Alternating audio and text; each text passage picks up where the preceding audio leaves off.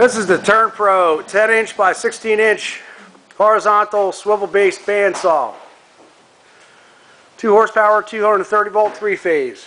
We have it powered up so you can watch it run. And we checked all the functions on it and everything seems to work very well. So here we go. Pulled out the E-stop on there. Turn the unit on. Blades moving, everything works on.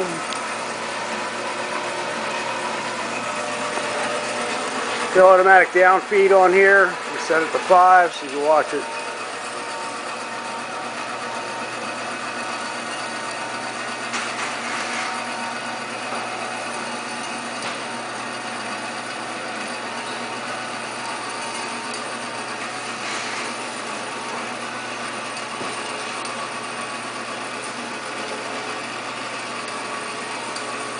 And as the unit finishes the cut, it goes down and it shuts off.